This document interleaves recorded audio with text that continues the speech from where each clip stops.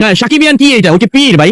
সাকিবিয়ান কি বোঝায়? সে কি কোনো পীর? সাকিব একাই ভালো থাকবে, আর কেউ নাই। আমি খুব গর্ববতী, সরি গর্ববতী না। আমরা করেছি আয়োজন, আপনাদেরকে প্রয়োজন। রিভেঞ্জ দেখবেন সর্বজন, গালি দিবেন একজন। যদি গালি দেন জন, তাহলে তুফান টেনে বানিয়ে থামিয়ে দেব আপনাদের বন। বলেন কি? এটা আমার কথা না, এটা আমাদের টাকলা ইকবালের কথা।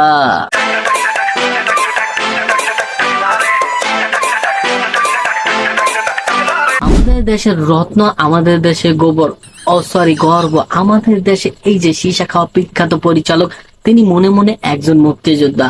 বলেন কি? আরে হ্যাঁ ভাই, হ্যাঁ, তিনি একজন মুক্তিযোদ্ধা, কারণ তিনি বাংলাকে খুব ভালোবাসে।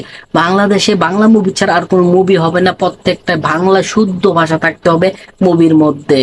আচ্ছা, এইখানে কিন্তু আবার একটা বিশেষ কাহিনী আছে। আমাদের এই যে টাকলা ইকবাল দেশকে এত ভালোবাসে, ভাষাকে এত ভালোবাসে, কিন্তু তার মুভিতে কোনো বাংলা সিটা ফোটাও নাই। আরে হ্যাঁ ভাই, বিষয়টা একটু বুঝিয়ে বলি। রিসেন্টলি মুক্তি পাওয়া টাকলা ইকবালের ছবির নামগুলো হচ্ছে এইটা: বিন্দার ডে, ডেড বডি, রিভেঞ্জ। ভাই এখানে বাংলা গেল কোথায়? এই যে দেশপ্রেম, এটা গেল কোথায়? মোশাররফ ভাই, একে কি করা দরকার?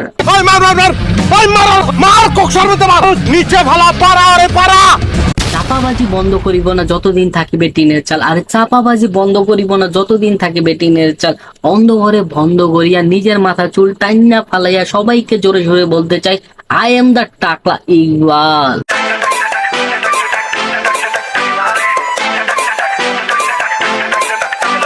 বাইরে বিগত কয়েকদিনে আমাদের এই টাকলা ইকবাল সাকিব খানকে নিয়ে যতগুলা ইন্টারভিউ দিছে, সাকিব খানের ক্যারিয়ারে অতগুলা মুভিও নাই। তাই আমার বাধ্য হয়ে বলতে হয়, একটা জিনিস রে মাই ডিয়ার জনগণ, এতদিন তো টাকলা ইকবালের অনেক অনেক অনেক চাপাবাজি শুনছেন, তাহলে চলুন এখন শুনে আসি টাকলা ইকবালের ছোট ভাই জুনিয়র মিশা সওদাগরের কথা।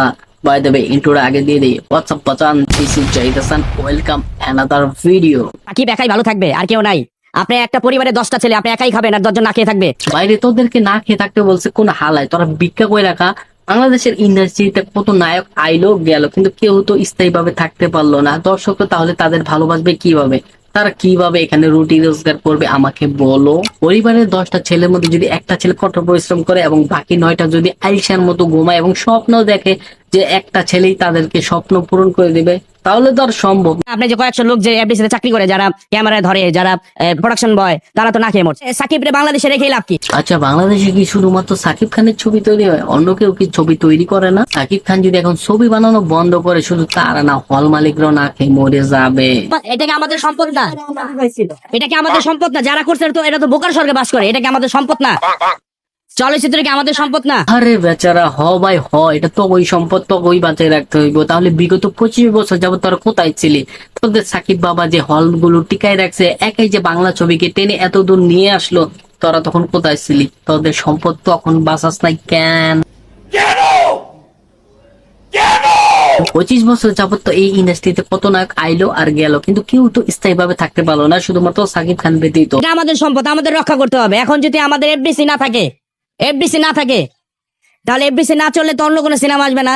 মাই ডিয়ার জনগণ, তার জন্য তো আমাকে 2টা লাইন বলতে হয়। ডেন্ডি সেরে ফেন্সি সেরে খাও তুমি সীসা। আরে ডেন্ডি সেরে ফেন্সি সেরে খাও তুমি সীসা। টাকলা ইকবালের ছোট ভাই তুমি জুনিয়র মিশা। তালিয়া।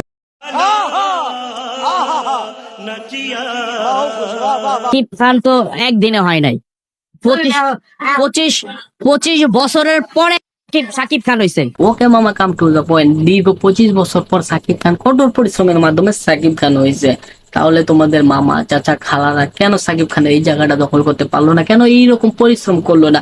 অনেক নায়ক তো আইলো গেল, মানে তোমরাও মানো যে সাকিব খান 25 বছর কঠোর পরিশ্রমের মাধ্যমে এখানে আসছে। তাহলে এখন তোমাদের এত জলে কেন? পিছনে কিন্তু আগুন লাগাইছি। এর আগে টাকলা ইকবালের একটু ধুইছিলাম, আজকে তোমাকে দিলাম, এরপরে তো পিকচার আপি বাকি।